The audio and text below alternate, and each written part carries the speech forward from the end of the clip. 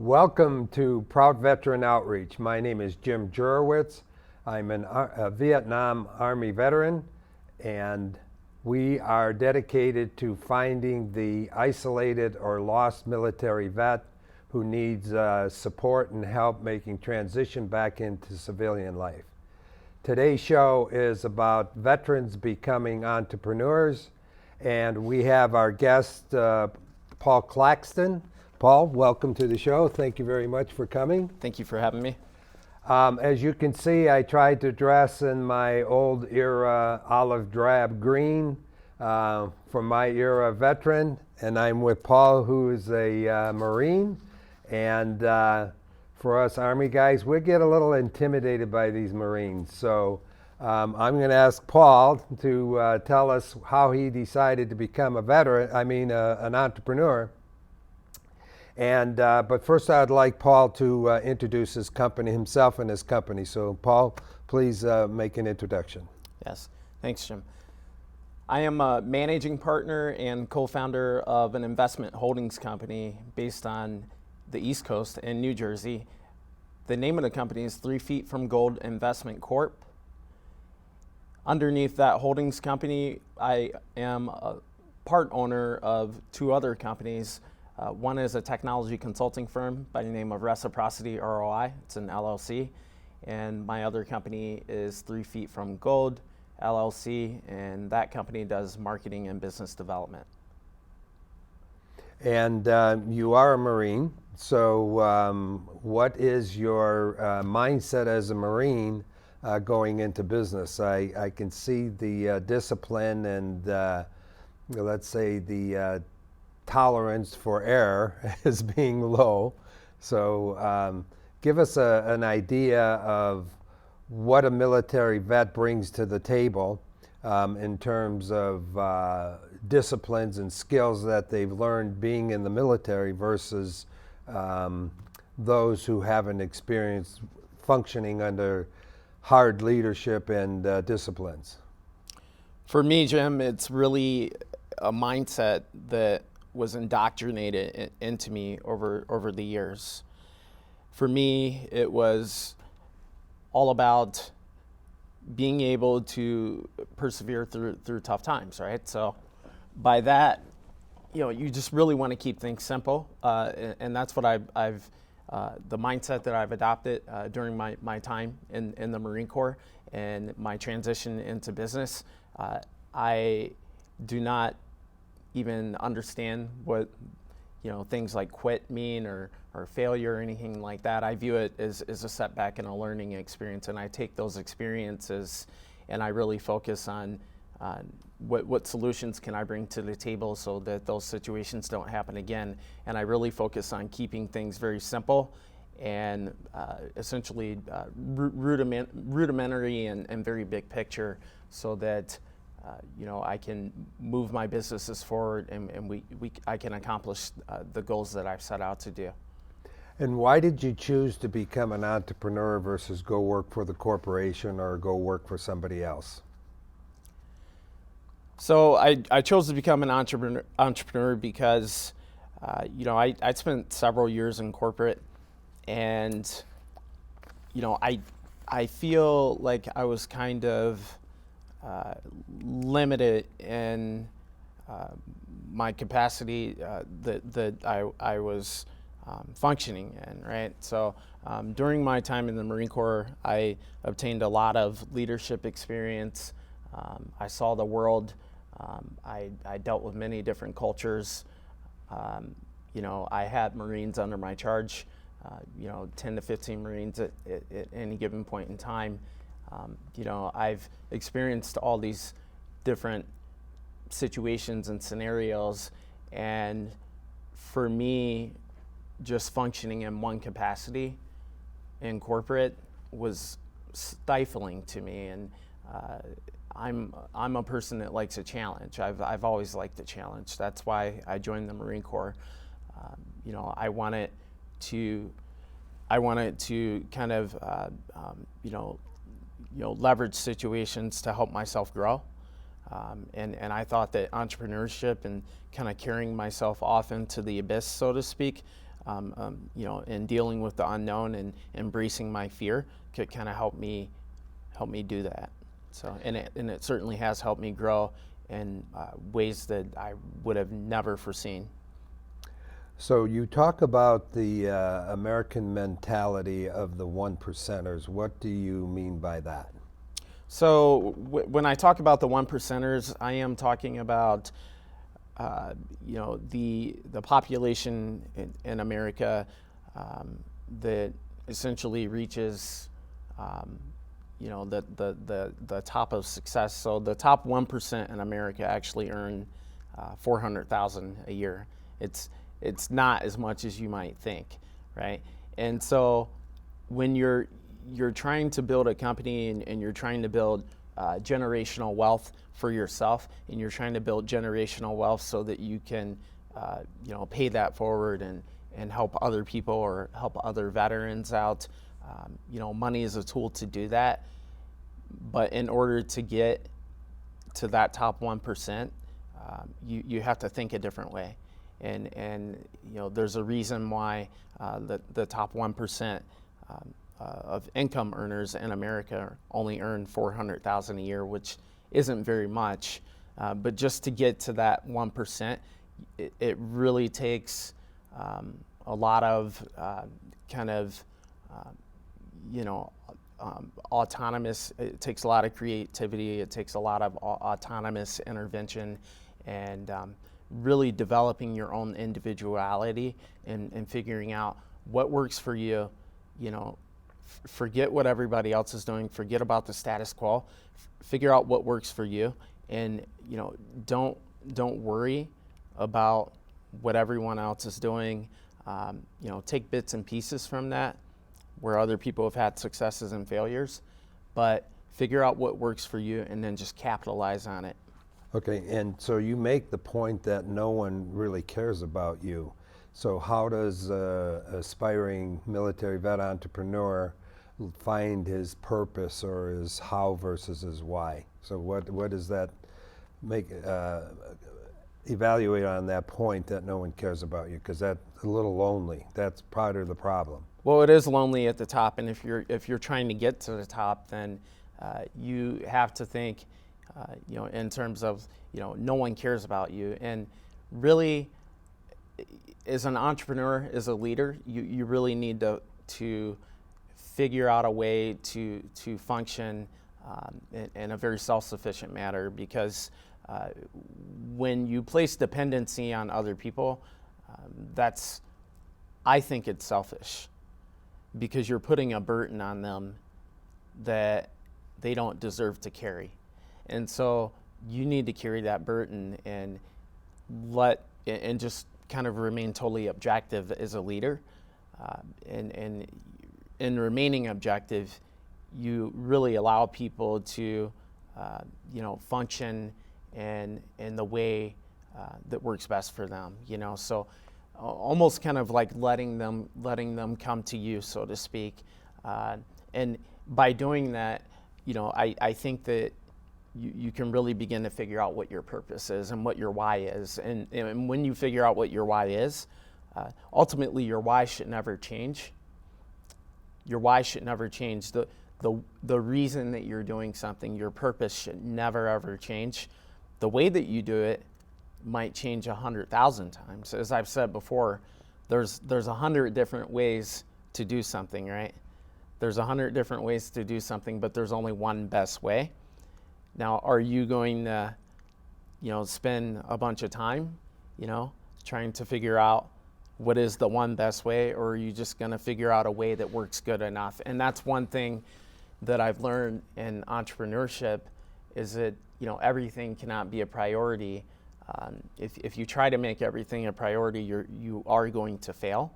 So you really have to focus on the things that matter and your circle of influence that's centered around your purpose. And I've really embedded that into my way of doing things, and it works very well for me. It works very well for the people on my team and my clients and the people that we serve. So you referred to alpha leadership. Is that a military term? What is alpha leadership, and how do you use alpha leadership as an entrepreneur? Yep. So alpha leadership to me is it's really kind of grabbing the bull by the horns, right? Taking initiative, not second guessing yourself. You know, when I was in the Marines, and you know, if we were getting shot at or had incoming fire, you know, there's three things that you can do. You can stand there. You're still going to get shot at. You can run away and retreat, in which case you'll probably be shot at and captured and shot in the back, because we all know you can't outrun a bullet. Or you can lessen your chances of casualties, keyword, because you're going to receive casualties, right? But if you advance with full force, or what we call violence of action in the Marine Corps, which is an overwhelming intensity of force, right?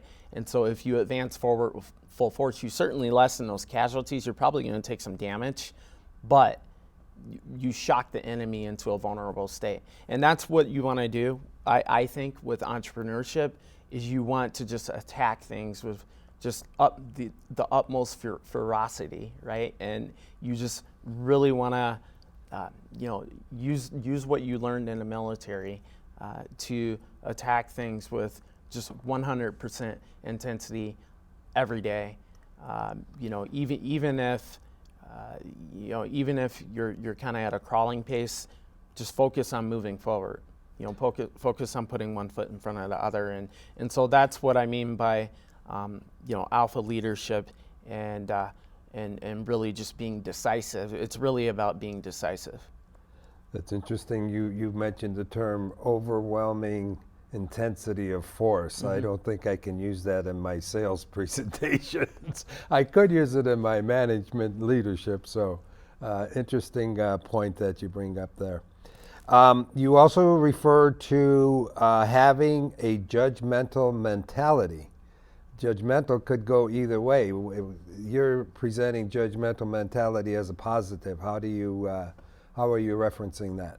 Right. So in prehistoric times, Neolithic times, before we even could produce fire, before we could determine what fruits and vegetables were poisonous, what meats might have had toxins in them, so we had a fight or flight mentality, right?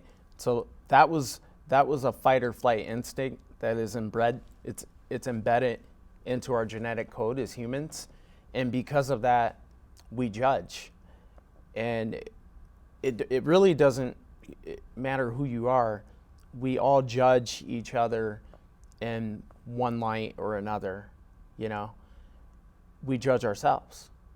People judge themselves. It's called body dysmorphic disorder, right? So people judge. When people judge themselves, that can either be a positive or a negative. Now, I talked before about being objective and just not putting burdens on people, not placing my insecurities on people, my fears on people, because that is selfish. And as a leader, you really need to be altruistic, right? And so being judgmental, I'm not talking about it in a negative light, connotation or anything like that, as in somebody's physical stature, what they look like, what the color of their skin is, what their religion is. None of that. All I care about are results, right? That's all I care about with myself, is results and where we spend our time, because time is the only thing that you can't get back. And so if you're wasting your own time, if you're not being decisive, if someone is wasting your time in business, time is so precious in business. It's more precious than anything else, and it's the one thing that you can't get back. So, if I'm interacting with someone, or if they're late to a meeting, if they're not committed to what they said they were going to do, and again, I only want people to do what they say they're going to do. So I'm not going to hypothetically, put a gun to someone's head and you have to do it. No, this isn't the Marine Corps anymore, right? So this is entrepreneurship. This is the corporate world, right? So, the whole thing of it is being judgmental about who you deal with, right?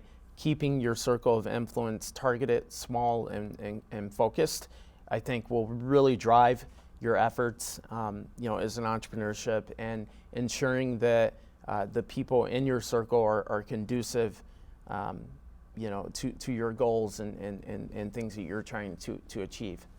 So you understand the importance of psychology. So you identify the difference between arrogance and confidence. So when you and I have known each other probably 3-4 years doing the routine things of networking, and every time that you came into a meeting, I could see this air of confidence. I didn't see it so much as arrogance, but I did see that you knew what your environment was or what your boundaries are. Can you speak a little bit about where arrogance might take you in the wrong direction, or differentiate those two at least? Sure. Please. Sure. So Jim, I think arrogance is, arrogance to me is not being open to other people's viewpoints, not being open to new ways of doing things, persistent on the status quo, or having one modus operandi. The conventional, the modern entrepreneur needs to have zero arrogance. If you can't deal with failure, if you take that personal, if you take anything like that personal, it's kind of arrogant, I think. And you're probably like, what? Like, how's that arrogant? Because you're taking it personal, and so it's affecting your ego. And when people have egos, that's arrogant. And so you need to completely eliminate any arrogance as an entrepreneur and really focus on having competence and confidence, right? So being humble, being, a sense of humility is confidence, right? That's being able to listen to other people's viewpoints and apply them and see what works. And maybe it works better than your own ideas, but not being so arrogant to the point where you kind of let your failures take a hold of you, and you really view it as a setback and not as a failure and as a learning experience. And how do we build off of that? I would honestly rather fail because I've learned more from failures than I ever have from any award I got or success that I had. Okay, so let's transition into the concept of entrepreneurism, or the frame of mind of entrepreneurism. You say there's an importance for looking for the foundation and concepts of life. What do you mean by that? It sounds like a very prophetic approach. So when I talk about basic concepts of life, right? So when we all live in this universe, right? It's a ever-changing, ever-growing environment that we live in. Things are constantly moving. Here in Minneapolis, things are happening. People are driving to work. We're here.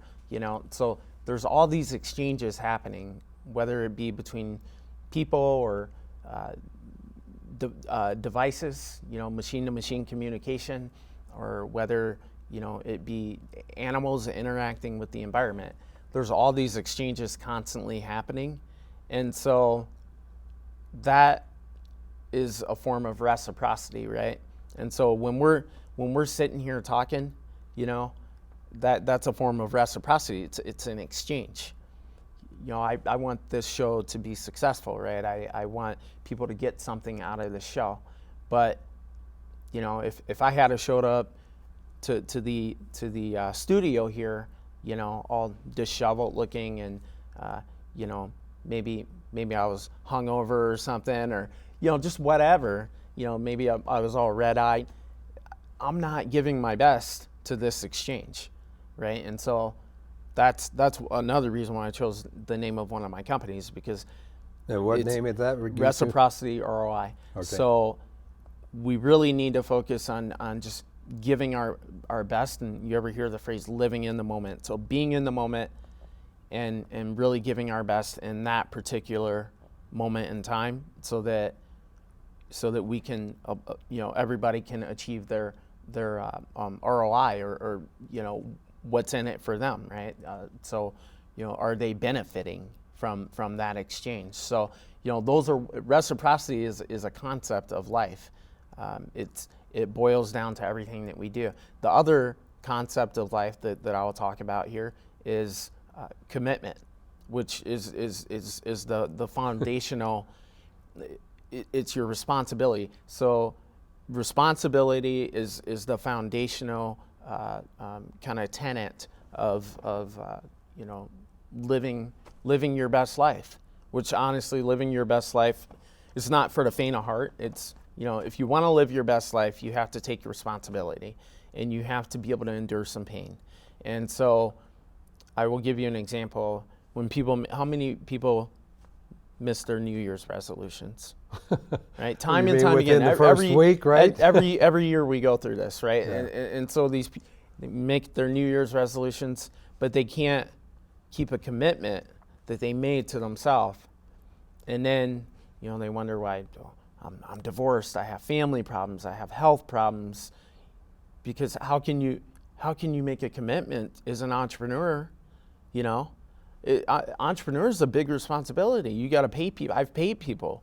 You have people's livelihoods, under your responsibility. So, it's things like that. So just first focusing introspectively on yourself and taking that responsibility of commitment, I think is huge to defining your purpose and Okay. really applying basic Okay, concepts. so we only have a few minutes left Sure. here, so what I would like to talk to you about, which is probably an important topic to all of us, you talk about the importance between money and relationships and how that works. So can you spend a little time to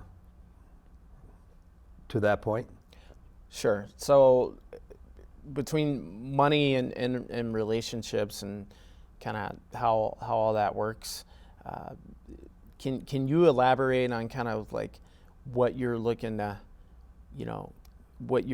get out of that Out of my question? Yes.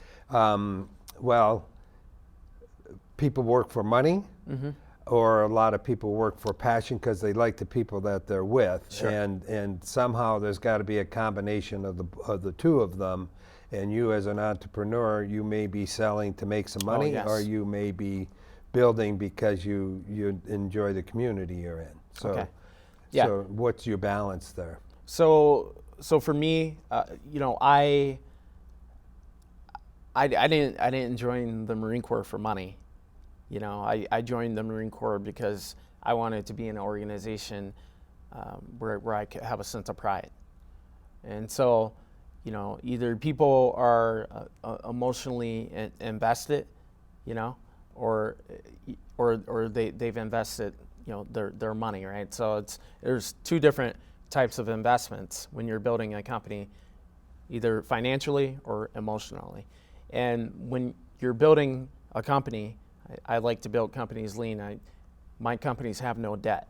So when you're building a company from scratch and you're essentially producing money out of thin air, at some point someone had to work for free, right? So nothing was essentially ever built, because people were paid for it, is what I mean by that. And so when you're building a company, you really need those leaders at the foundation of the company. So first it's like a house, right? So first you want to build a house, you want to build the platform, the cement platform, right? And then you want to build the frame, right? And then after you build the frame, then you build the outside, the roof, and then you do all the interior decorating. You do the fine tuning.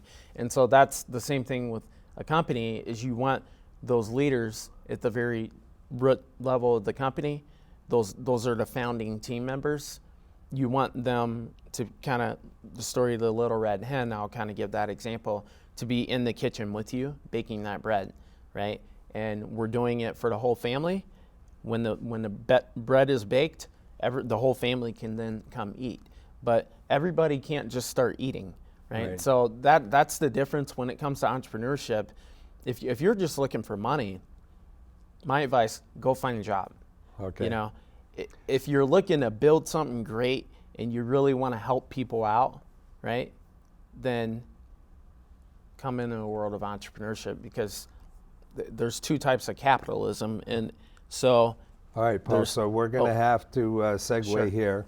So I think your presentation has been very inspiring. I hope this encourages other military vets to become entrepreneurs, or at least consider it. And I hope this has influenced the civilian to understand more about entrepreneurship. So, Paul, I want to thank you very Yes. much for bringing your Marine mentality to business. I love it. Thank you right. very much. Thank you. Thank you very much for watching the show, folks.